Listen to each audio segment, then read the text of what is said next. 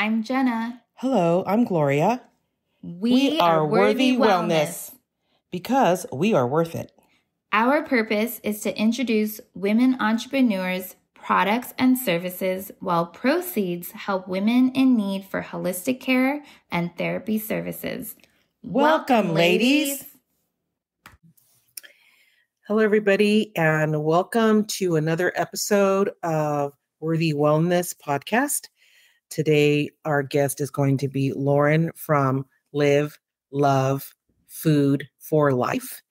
And she's the founder and CEO of this wonderful company. Lauren is also a previous guest, but she is coming on monthly to talk about certain topics. She is a holistic nutritionist dietitian.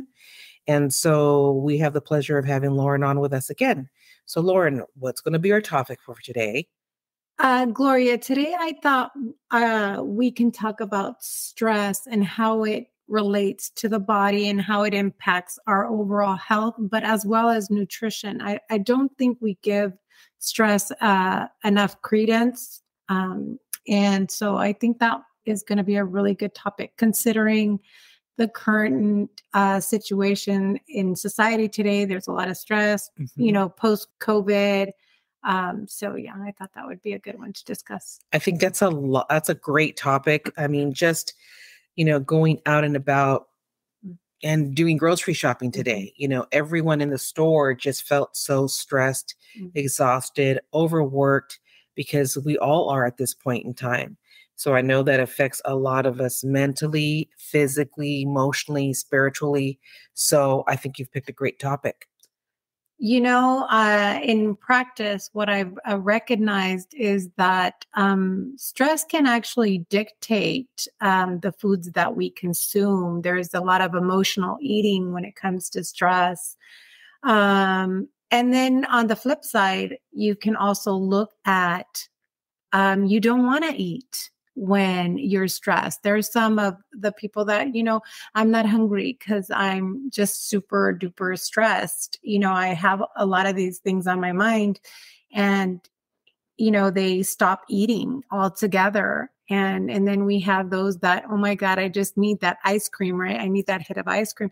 And then we have the people that, do other substances like alcohol or smoking, they're out there drinking and smoking, right? And then, smoking does tend to suppress hunger. And so there goes that cycle, that vicious cycle when we are stressed about financial reasons or our health or family members or our children. So there's lots of different reasons to have stress in our life. Whether it's economical or just life in general. Mm-hmm. But yeah, so I think that this is such a great topic because it's a behavior, right? Right. That we are experiencing. And so we definitely want to learn how to cope with it. I'm always recommending therapists. I think that's really, really important. They help to provide coping mechanisms to support people during their moments of challenges, whether it could be a divorce that you're going through, right? Or death, funerals, right? Mm-hmm. Lots of different things. And that causes an upsurge in emotions. And so you definitely want to seek guidance. And it doesn't have to be therapy. It can be friends. It can be your minister, it can be a priest if that's, who you see. It can be anybody. It can be an activity, right? So there's lots of different ways of coping with stress. I mean, there's a lot of different healing modalities as yourself, energy healer. Myself as a Reiki practitioner. There's Qigong, yoga, deep breathing. There's so many different modalities that you can use to help soothe the nervous system, because that's essentially what's going awry when we're stressed out. Our nervous system is just out of whack, and I do want to discuss the mechanism. So I'm not going to get too sciencey, but I am going to get a little sciencey. But I'll keep it understandable, because I think even I had difficulty in school learning the science behind the stress mechanisms. Yeah. Well, you say the word stress, and it's a huge umbrella of so many things that are beneath it. Yeah. Like you say, there's stress is just, it covers a lot. Yeah. And it affects so much. Yeah. And it affects so many people in different ways. Yeah. You know, sometimes I'm a stress eater and I just want to eat salty stuff, which I know is not good for me. Then my inflammation kicks up, migraines. And then I have friends or know people that their stressors are sweets, sugars, you know, carbs. And then they get upset stomachs, you know, the whole gamut. And so stress is just a very, very big root, right? And then what's underlining what's on that root. So if you look at a tree and you see the roots and you pull those roots out, under each root, it's going to have a stressor. Yeah. You know, what's the stressor on that? You know, money, children, marriage, job, traffic, you know, having to drive in traffic in California for hours and hours. Yes. So when you talk about stress and coping, let's talk about food. Okay. So you have your patients that come in and see you and they're like, I'm super stressed. Yeah. The first thing you ask them is, what are you eating? How do you do that?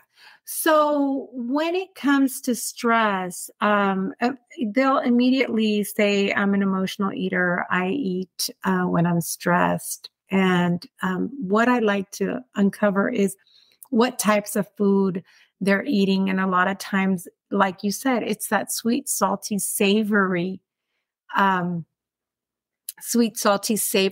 of food that they are consuming. And everybody has their vices. I mean, but ice cream is a big one, right? Who doesn't like ice cream, right? Right. But okay, so you're talking about ice cream. Let's talk about that when people eat something when they're super stressed. So what happens, and you had asked me the question as what's happening to the person, and a lot of them tend to crave ice cream. They crave sweets.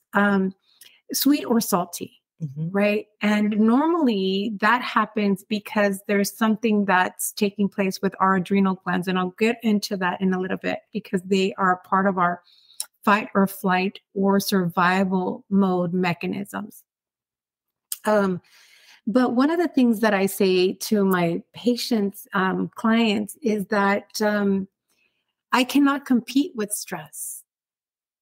If we don't work on mitigating that, food isn't going to be, I mean, it's going to help them. It really is going to help them. We can work on getting them foods, but their cravings might supersede if, they haven't worked on what their stress triggers are, right? They may supersede. I have patients that are bariatric patients, and they're like, I get these intense cravings, and it's really difficult to override that craving, to find alternative ways to satisfy that craving.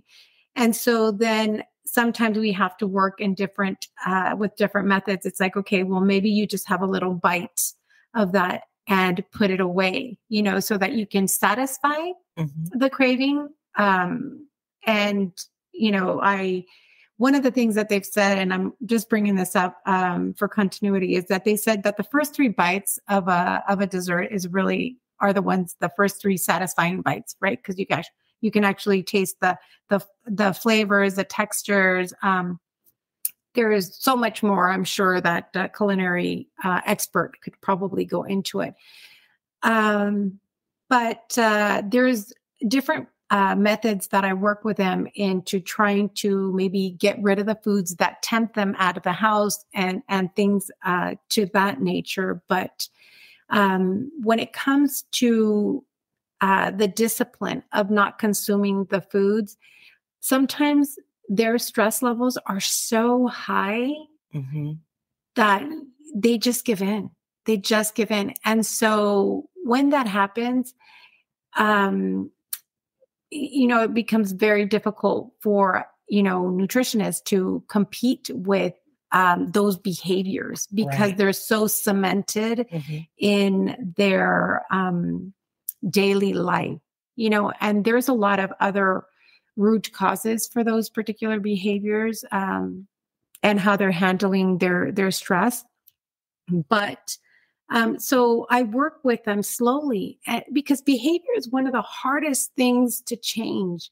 Are you getting enough nutrition? I can say, but when, because the first thing they want to do is, what do I eat? I can tell you what I eat or what to eat till I'm blue in the face. You're the one that has to apply it. Right. But when you're stressed and your mortgage is due or your taxes went up or your tuition is due or whatever the case is, or your car payment, or you got into an accident or you broke up, whatever those things are, they're going to supersede food because you're seeking comfort. What you're seeking is that hit of serotonin, right? You're wanting that feel-good neurotransmitter to get to you quickly because you know what? You're not feeling the greatest because you're in a down moment. And so the ice cream tends to beat out everything, whether it's ice cream or chips, right? Those are a lot of big common ones. So let me give you a little bit of the context. So on top of our kidneys, our renal glands. So we have tiny little glands that are called the adrenal glands. And their purpose, they secrete many other chemicals, which are hormones, right? However, one of their purposes is to secrete cortisol, epinephrine, norepinephrine. Another name for that is adrenaline, right? And that adrenaline is a signaling molecule, right, for the liver to release glucose into the system because our body doesn't know that it's in 2023, that we're sitting down, stressed out, we're in bed, lying down, we're on the floor crying, whatever it is that we're doing, stressed or angry or whatever.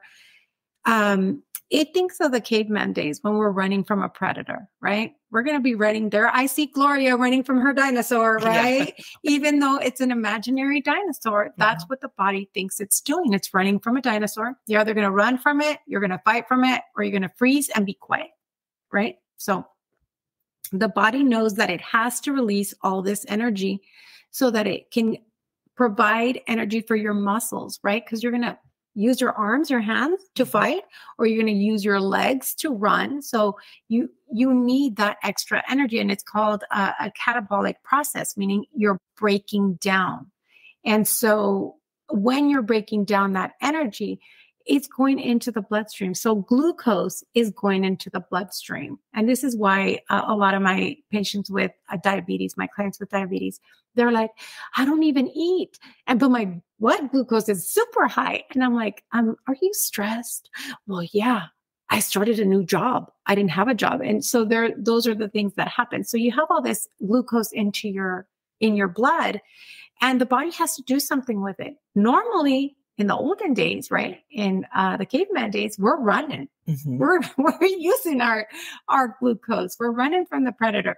But in today's day and age, we're not.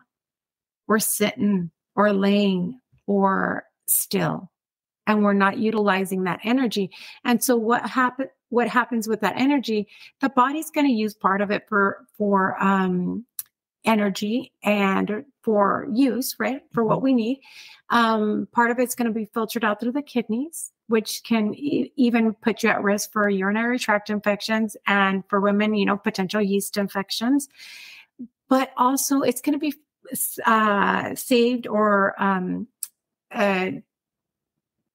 it's going to be produced into what we call triglycerides. It's a sugar molecule that is made, and the body knows it has ample space for fats. And so guess what?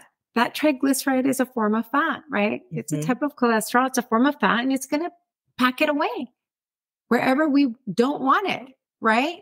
For women, maybe on our hips, behind our arms. We don't like those little flaps, the belly, right?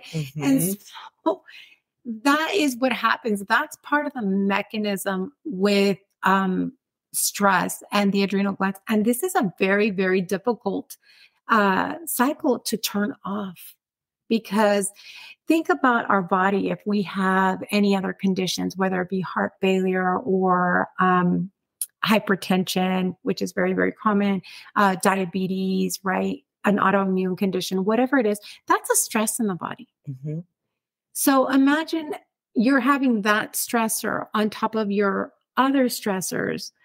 That's that constant mechanism that's just going to keep, it's a vicious cycle that's going to just keep going. And so that's one of the first things that I try to support my patients in, is helping them how to work through those behaviors, right? And definitely helping them find someone that can support them in their journey of reducing stress, right?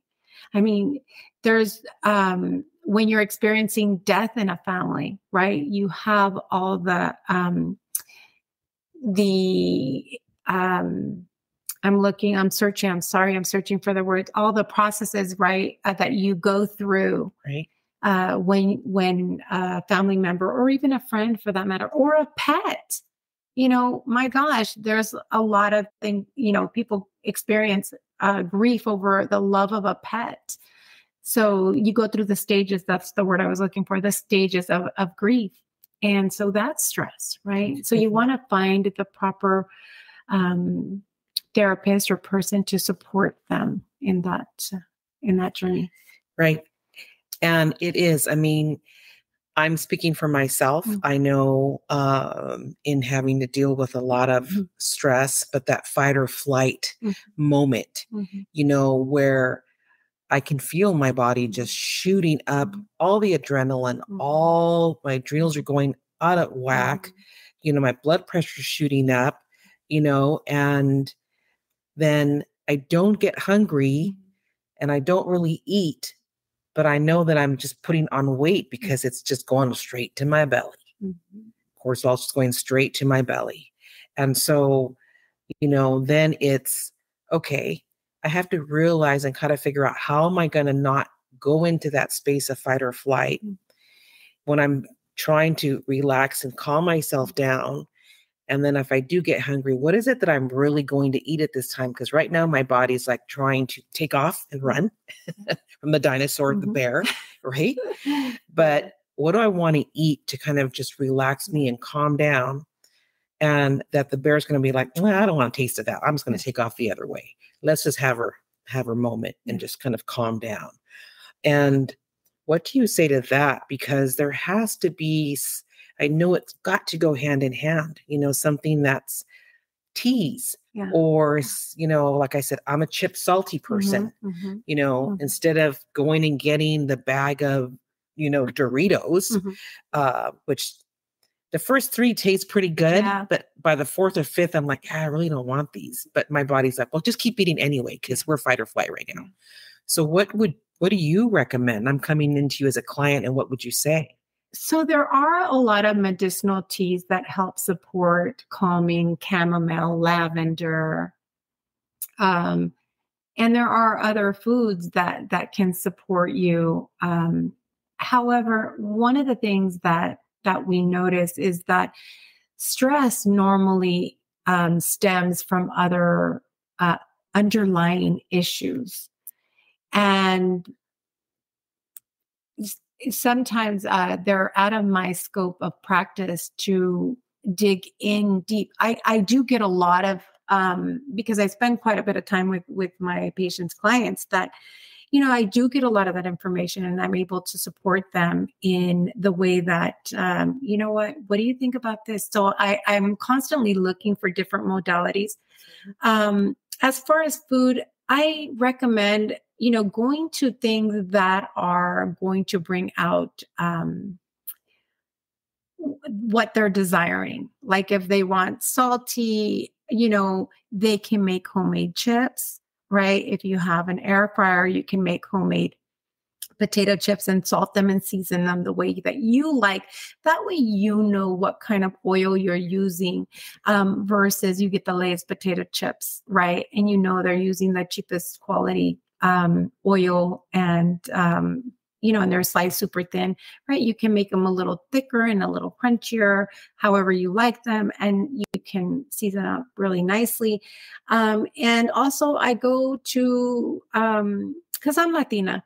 And so one of the things that I know that I like is in crunchy is like jicama and cucumbers and, celery and lots of different carrots. And so what I say to them is, have some of those ready and available and just add some spice to them, right? And some salt, a little bit of salt, and chomp on those for a little while because it gives you that hand to mouth motion that you really want to achieve. And then I also say fruits for the people that like the sweets. I recommend, I love the apple and peanut butter. I call it a dessert, but it's just the apples and peanut butter, right? But I make it into a donut shape. And I love that particular because it gives you both sweet and salty, right? In the peanut butter. And it doesn't have to be peanut butter because a lot of people are allergic to peanut butter. It can be any nut. It can be any nut. And seeds, right? They're now coming out with sunflower seeds and pumpkin seeds and pistachio butters and lots of different ones. Tahini, which is sesame seeds. So you can definitely create your own version of a healthy snack for your satisfaction. Sometimes, good old fashioned spoonful of peanut butter, right, is just going to get you that feeling of satisfaction because there's a little sweet, there's a little salty, and there's some fat in it, right? And you just put it in your mouth and you're like, okay, that's good. I'm happy.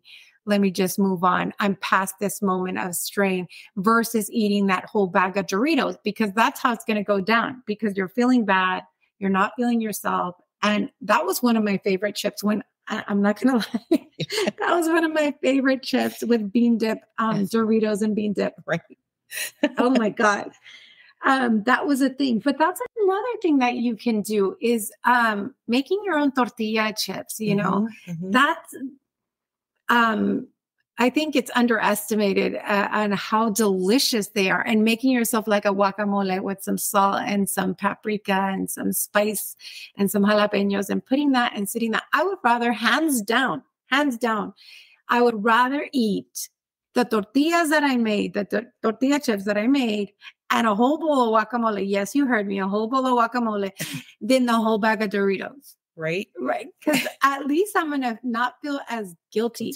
Yeah. Eating that avocado the way I like it, right? And I'm going to make a healthy version and it's going to satisfy me because I'm going to be like, oh yes, I ate that whole bowl, and it just feels good when you eat it because you're like, oh, okay, this is an alternative way of getting my fix. Right. See, I love that because I know I was stressed a while back and I remember we're talking about that and you said, have some jicama. And I love jicama. Yeah.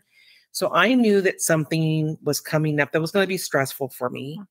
So when I went grocery shopping, I go down the chip aisle and I'm like, do I get those saladitos that are really spicy and crunchy? They're basically like pork rinds. Yeah. Yes, I said that, pork rinds. And I put the bag back and I went produce department. I got me a jicama. Yeah. I got me a bag of apples, peanut butter. Oh, nice. And I brought it home because I just knew what was going to be coming up for me this particular week.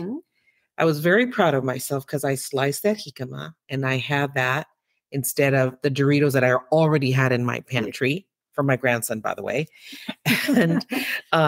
And I ate some of that and I felt really good. Yeah. I didn't, because on top of that fight or flight and stress, for me, when I eat that bag of Doritos, then let's just add shame on that because I've just stuffed my face, late at night because I can't sleep with Doritos. Right. But this time I'm like, no, I'm not going to wait till late at night. I'm going to have some jicama, kind of crave that, do some breath work, and then I'm good. Next day, I had apple and peanut butter. I was so proud of myself. And that's because of you telling me that one time we were talking, I took you to your word and I said, this is what I'm going to do. So it's really made a very, very big difference for me in that regard, that I'm eating healthier. Yes, I'm eating when I'm stressed, but it's something that's not bad for me. It's healthy. Yeah. And on top of all that, I don't beat myself up for eating something that's not healthy for me. Yeah. So it's like a circle, it's a never ending circle. But I like that advice that you're giving, because so many of our listeners will be like, well, you know what? I'm going to do the same thing. I'm going to go and get some jicama or some fruit for myself, or make some homemade tortilla chips instead of going to the store and buying all that junk. I think you should do a live video with you cooking a stress menu. That would be a great idea. So, you hit on a couple of things. One of the things that I like about the peanut butters and the apple, and for the jicama, as a Latina, there's the tajin, and that one goes a long way. Tajin and lemon, and you can add that with a little bit of salt on some cucumbers, and that really hits the spot, and it's refreshing, right? And you can do the same to mango, right? A papaya, and they give you such a different experience than if you were to go and have the Snickers. One of the things that I've done is that when I make my little apple donuts, I take the core out of the apple, and then I slice them like a donut, and I spread my nut butter on it. I put toppings because you know what? I'm an all in kind of girl, right? And so I want to make sure that I'm eating a donut. So I'm pretending I'm at the donut shop and I want my sprinkles, right? And so I'll get coconut shreds, unsweetened coconut shreds. I'll get my cacao nibs, unsweetened cacao nibs. I'll throw those on there. And sometimes if I'm in the mood, I might put, I cut up some dates and I might sprinkle a couple of pieces on there because they're super sweet. And I'll eat that up. And that to me is very satisfying. But you also mentioned another point is shame. That is huge. That's in a topic of itself, because that's another stressor is shame. We have so much shame when we put what we call bad food into our body. And I really don't like to stigmatize food like that. I don't believe that it may be beneficial for you in a nutrient dense type of way, but it does bring us joy, right? And so that is an emotion. I'm not condoning you go out and eat it every day because it gives you joy, but occasionally, no one's perfect, right? Right. But occasionally, who didn't like that In-N-Out burger and the French fries? I did, right, before I became vegan. But I think that having that shame behind what we eat, and I always try, that's one of the first things that I do work on, is, and every person is different, is the relationship you have with food. Because, I've mentioned it before. We either love food and we love to eat it, or we hate food, or we have, it can even be, I love to hate food, or I love to love food, right? Kind of thing. So I think that's a really rough behavior to get past. It's building a positive relationship with food, because that could have been something we learned from our parents. It could be stemming down from generations past, right? And it's something that we're carrying forth. And we don't know how to work through it. But it's building confidence with people and having a positive relationship with food again, so that they can feel good about what it is that they are consuming. But shame goes hand in hand with food. It's because in society today, we've stigmatized food and we said it's either good or it's bad. But see, I say this to my kids all the time.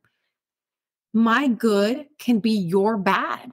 Your bad can be my good, right? Because if my good is celery, and to my daughter, that's bad, right? And her good is that In-N-Out burger or the pizza, and that to me, that could be my bad, right? So everybody has a different perspective. It's about understanding where they are and then working with that, right? But it's about really working on trying to support them in their current space in time, right? And taking baby steps. And I think I've said before, I'm a rip the Band-Aid off kind of girl. Don't tease me. Don't tease me, right? That's me. Mm-hmm. Just don't tease me, right? Rip it off. So when I became vegan, it was pretty much overnight. Like I was reading books, nutrition books and things like that for some months before, but from having a carnivore, it was like literally overnight. It was a carnivore one day, the next day I was vegan. And so I had to learn from that point on because I refused to eat any more animal products.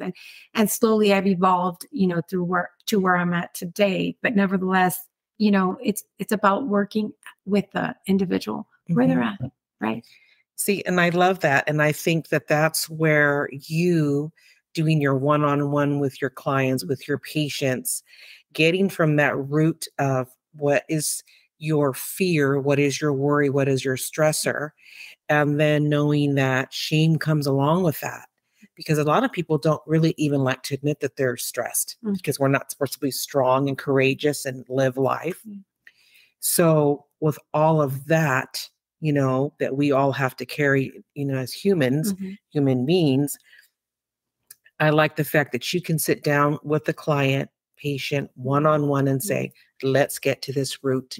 Let's figure out what your stressors are. Let's walk you through that fight or flight, right? And then let's not be shameful that you're having to go through this because everyone is. Yeah. And that's what I love about you and how you care for your patients and what you're trying to do to help others holistically, emotionally, mentally, spiritually. And I really, really like that about your program, your business. And I don't even see it as a business. I see it as a love because you love doing that. You just do. And that's what I love about how you handle and work with people. When you see that and you see someone that's really coming in with all of that impact and you see, okay, this is going to be a good person to work with. At the end of the day, what is it that you really just want to accomplish with them? I just want to help them understand what's going on with their body because it's theirs. I mean, there's not a person in the world that knows themselves better than them, right? And it's about understanding, and giving them that ability to advocate for themselves, and make those educated decisions. I don't want to take away their autonomy. I want to give them their autonomy so that they can go ahead and feel like, oh my God, I feel like I know what's going on with my diabetes. I feel like I know what's going on with my cholesterol levels. I feel like I know what's going on with my thyroid. And don't get me wrong, I get conditions that I was like, I haven't heard of that one. And so when I know they're coming, I'm looking it up, right? I'm looking it up. I'm researching it. I'm trying to get myself some education on that so that I can support them, right? And but yeah, that's really at the end of the day, what I want to do as a clinician is that I want to make an impact in their life so that they can take their life back and live it. I love that. And take their life back from the stress, from the fight or flight, from the shame. Yeah. And I just absolutely just love that about you, Lauren. I really do. I mean, this has been a really great topic. We could go on for a very long time talking about these issues and stressors and everything else. But I'm glad that you chose this topic. I think it's much needed. And I just hope that everyone really is able to understand that they're not alone with their stress. No.